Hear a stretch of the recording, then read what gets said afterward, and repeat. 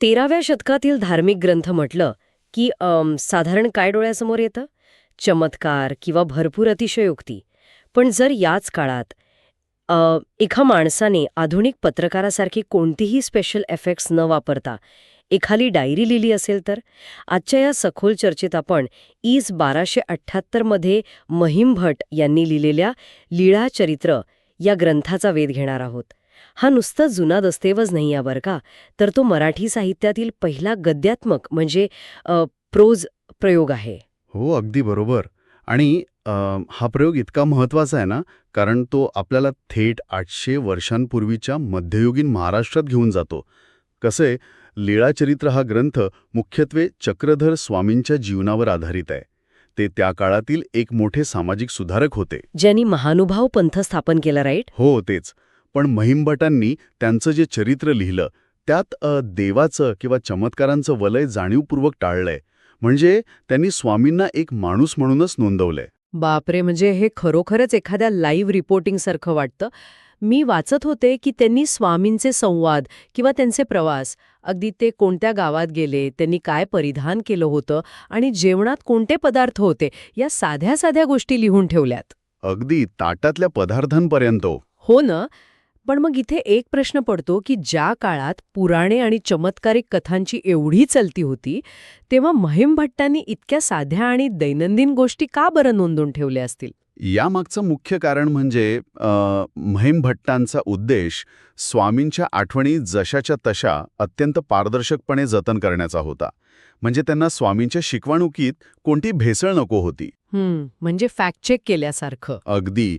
आणि याच अचूक नोंदींमुळे आज आपल्याला 13व्या शतकातील महाराष्ट्राचा राजकीय भूगोल किंवा समाजजीवन आणि लोकांच्या आहाराच्या सवयींबद्दल माहिती मिळते. आणखी एक महत्वाची गोष्ट म्हणजे त्यावेळी संस्कृतला प्रतिष्ठेचा दर्जा होता. हो, तत्कालीन प्रमाण भाषा. मराठी भाषेचं मूळ रूप कसं होतं हे यातून स्पष्ट समजतं.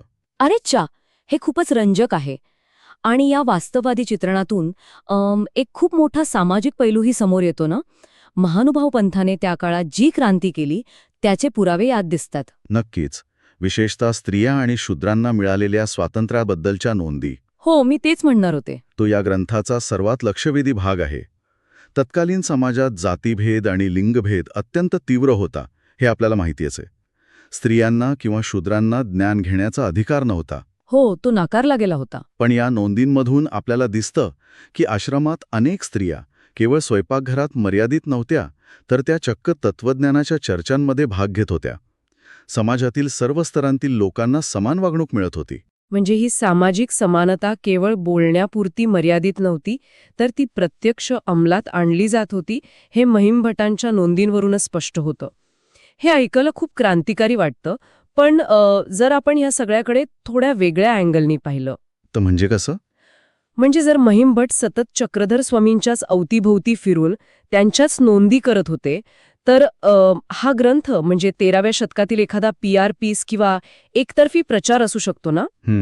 कारण यात तत्कालीन इतर प्रवाह जसे की वारकरी संप्रदाय किंवा इतर राजकीय घडामोडी याबद्दल काय चाललं होतं हे पूर्णपणे गायब दिसतं. जणू काही आपण एकाच खिडकीतून तो काळ बघतोय. हा एक अतिशय महत्वाचा आणि अचूक मुद्दा आहे. हीच या ग्रंथाची सर्वात मोठी ऐतिहासिक मर्यादा आहे असं आपण म्हणू शकतो. तो केवळ महानुभाव पंथाच्या दृष्टिकोनातून लिहिला गेला आहे. तत्कालीन समाजाचा तो एक संपूर्ण कॅनव्हास नाहीये. राईट. तो फक्त एका विशिष्ट विचारधारेचा कॅनव्हास आहे. किंवा रॉ स्वरूपामुळे हा ग्रंथ वाचणं एखाद्या रंजक कादंबरीसारखं नक्कीच नाही. म्हणजे ह्यात कोणतेही नाट्यमय गुंफण किंवा क्लायमॅक्स नाहीये. नाही, अजिबात नाही. एकामागोमाग एक दैनंदिन नोंदी आणि अनेक कथांची पुनरावृत्ती वाचताना असामान्य वाचकाला हा ग्रंथ प्रचंड कोरडा आणि कंटाळामाणा वाटू शकतो. मनोरंजनाच्या अंगाने विचार केल्यास हा ग्रंथ नक्कीच निराश करतो. त्याची पुनरावृत्ती ही सामान्य वाचकासाठी सर्वात मोठी त्रुटी ठरू शकते. पण गंमत बघा, काय जे सामान्य वाचकासाठी कंटाळवाणे आहे तेच इतिहासकारांसाठी आणि भाषा अभ्यासकांसाठी सोन्याची खाण आहे. ह्याच कच्च्या डेटामुळे आज आपल्याला 800 वर्षांपूर्वीचे अस्सल जीवन अभ्यासायला मिळते. म्हणजेच लीळाचरित्र हा जरी उथळ मनोरंजनाचा ग्रंथ नसला तरी तो एका महान भाषेचा आणि समृद्ध इतिहासाचा भक्कम पाया नक्कीच आहे. आजच्या या चर्चेतून एक गोष्ट स्पष्ट होते कोणती गोष्ट? की 13व्या शतकातील दैनंदिन प्रवासाचे किंवा साध्या जेवणाचे तपशील आज आपल्यासाठी एवढा मौल्यवान टाईम कॅप्सूल ठरू शकतात. यावरून एक विचार नक्कीच मनात येतो. कोणता विचार? आजच्या काळातील आपल्या कोणत्या अगदी साध्या दैनंदिन सवयी, सोशल मीडियावरील पोस्ट्स किंवा साध्या नोंदी असतील, ज्या भविष्यातील संशोधकांसाठी 800 वर्षानंतर आश्चर्याचा मोठा धक्का ठरतील. कदाचित आपले हे सध्याचे रोजचे साधे जगणे आणि आजचा कच्चा डेटाच उद्याचा सर्वात मोठा ऐतिहासिक दस्तऐवज असेल.